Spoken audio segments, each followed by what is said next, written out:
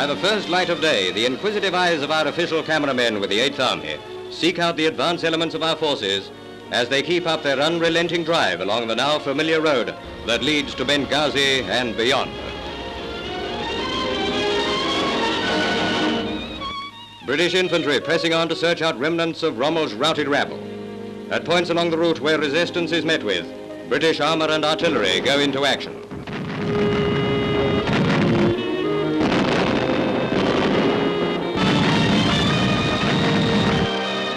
Look well at this battlefield. Acres of desert strewn with the wreckage of a broken army. Bombed, battered, and burning equipment of the Afrika Korps. Wholesale destruction as a result of bombardment from hundreds of guns a few yards apart, and squadrons of bombers passing to and fro. A German Mark IV with its turret blown off by a direct hit. The remains of the Italian Lightning Regiment. Parachute troops flung into the battle as infantry, and now foot slogging it back with plenty of bitter thoughts for their German allies. No sooner are the Axis troops flung out of Egypt than thousands of them come flooding back as prisoners. Nazis of the 21st Panzer Battalion, more leftovers from the flight out of Egypt. Sections of the Argylls, Gordons, and Black Watch. Men of the glorious 51st Highland Division moving up during the great advance through Cyrenaica to Tripolitania. Since these pictures were taken, the weather has taken a hand in the drive to the west, and in place of dust, mud and lakes of water form a climatic hazard. But over the horizon lies a big prize, and on they go.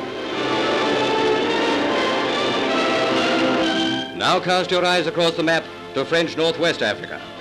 There, converging on 1,000 miles of coastline, a mighty armada of ships carrying thousands of American troops at the start of the largest amphibious operation in history. A far-reaching plan first conceived by Roosevelt and Churchill nearly a year ago, prepared for at the end of last July, and the opening task achieved in 3 days. Once again, it is a triumph of perfectly coordinated effort, with the Royal Navy doing another of its masterly jobs.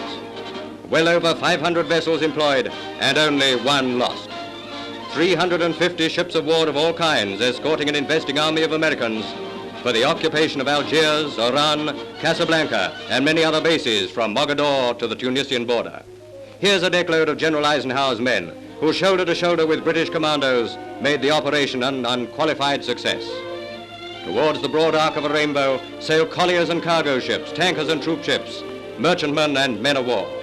The Lion and the Eagle traveling together in a strategic move which has already altered the whole course of the war.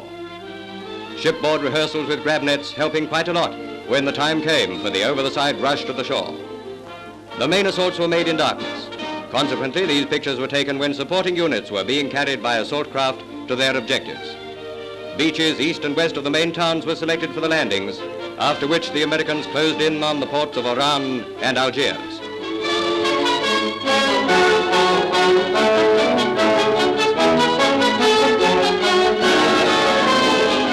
The Beachmaster, a British naval officer, gives directions by microphone as part of the colossal amount of equipment is sent ashore.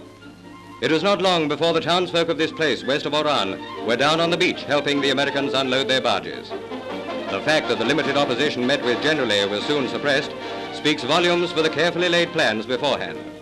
It also assisted greatly in the rapid drive towards the east. The convergence on Tunisia was the all-important move. In a flash, Tunis became the key point.